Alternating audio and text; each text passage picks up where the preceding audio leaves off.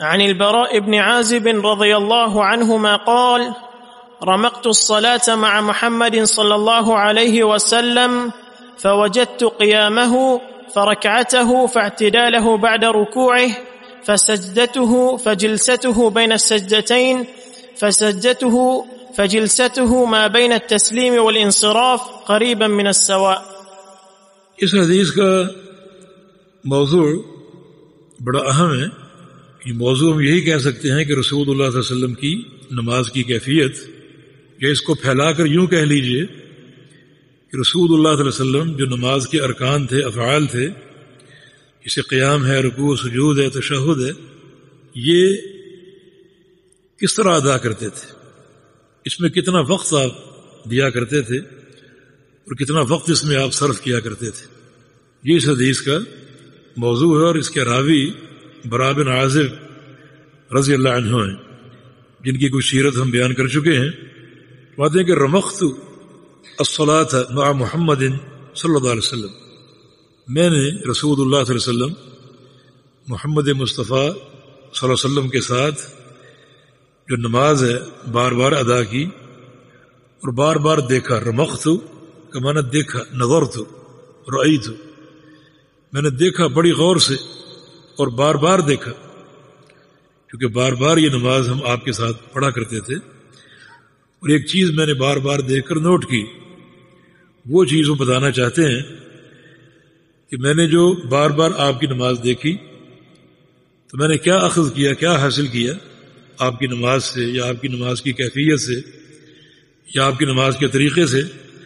بات ہے کہ فوجدت، میں نے پایا، قیامہ، آپ کا قیام، فرکعتہ، پھر آپ کا رکوع، فاعتدالہ، بعد رکوعہ، اور پھر رکوع کے بعد آپ کا کھڑا ہونا، فسجدتہ، پھر آپ کا سجدہ، فجلستہ بین سجدتین، پھر دو سجدوں کے بیچ آپ کا بیٹھنا، فسجدتہ، پھر آپ کا دوسرا سجدہ، فجلستہ ما بین التسلیم والانصراف، پھر آپ کا بیٹھنا سلام پھیرنے سے لے کر اپنے گھر لوٹنے تک، انصراف، اپنے گھر جانے تک. یہ تمام چیزیں میں نے پائیں، کیا؟ قریب من السواء، تقریباً برابر، تقریباً برابر.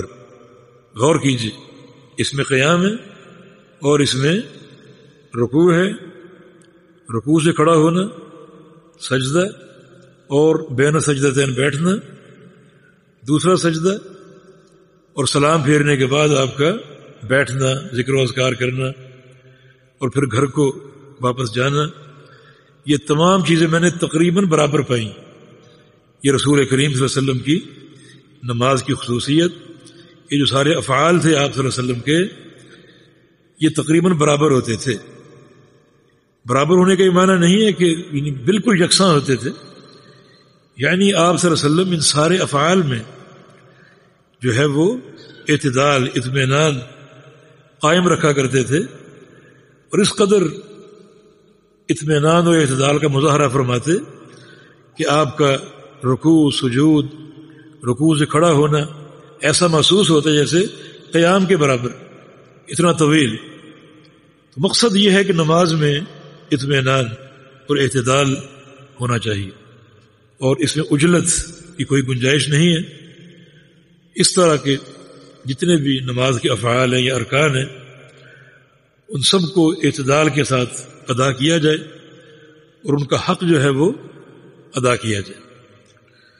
وفی روایت عند البخاری، اور صحیح بخاری کی ایک روایت میں یہ الفاظ ہیں کہ ما خد القیام والقعود، کہ قیام اور تشہد کے علاوہ، جو قیام اول ہے اور تشہد اخیر ہے، اس کے علاوہ یہ دو جو ارکان ہیں یہ خاصے لمبے ہوتے ہیں آپ کے، لیکن ان کے علاوہ جو باقی آپ کے افعال و ارکان ہیں، سجدہ ہے، سجدے سے اٹھنا ہے، رکوع ہے، رکوع سے کھڑا ہونا ہے، یہ تقریباً برابر ہوتے تھے.